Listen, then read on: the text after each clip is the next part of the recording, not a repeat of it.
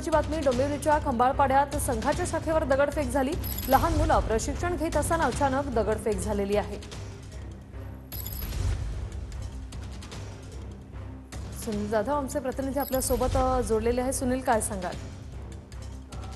बरोबर आहे, आपण पाहू शकता की त्या ठिकाणी जे आहेत ते गेले 2 ते 3 महिन्यापासून ही आरएसएसची शाखा त्या ठिकाणी सुरू होती। विशेषतः पाहायला गेलं तर आरएसएसच्या वीर सावरकर शाखेवरती ही दगडफेक झालेली आहे।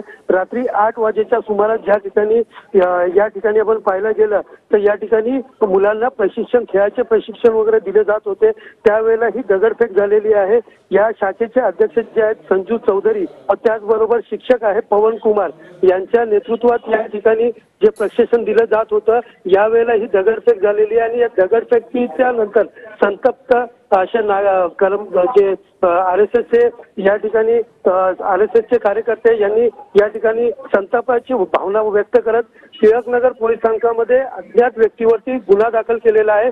सध्या या ठिकाणी तणावाचं वातावरण असून आपण पाहू शकतो या ठिकाणी मैदानात मोठ्या प्रमाणात या ठिकाणी पोलिसांनी पोलीस बंदोबस्त देखील या ठिकाणी लावला आहे।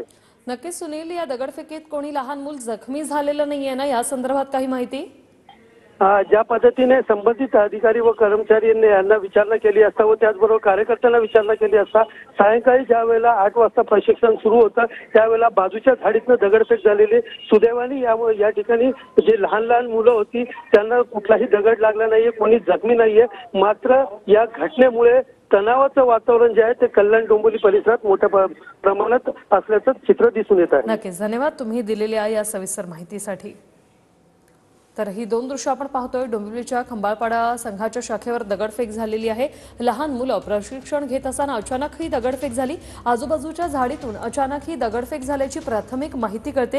ही दगडफेक कोणी केली या संदर्भात मात्र काही अपडेट समोर आलेले नाहीयेत। मात्र सुदैवाची गोष्ट म्हणजे या दगडफेकीत कुणीही जखमी झालेलं नाहीये। मात्र लहान मुलं प्रशिक्षण घेत असताना अचानक ही दगडफेक झाल्यानं आता सध्या परिसरात तणावाचं वातावरण सध्या निर्माण झालेलं आहे। सध्या या ठिकाणी अधिक तपास सुरू आहे। लहान मुलांचं प्रशिक्षण सुरू असताना अचानक झाडी झुडपांमधून दगडफेक करण्यात आलेली आहे। पोलीस सध्या या व्यक्तीचा शोध घेत आहेत।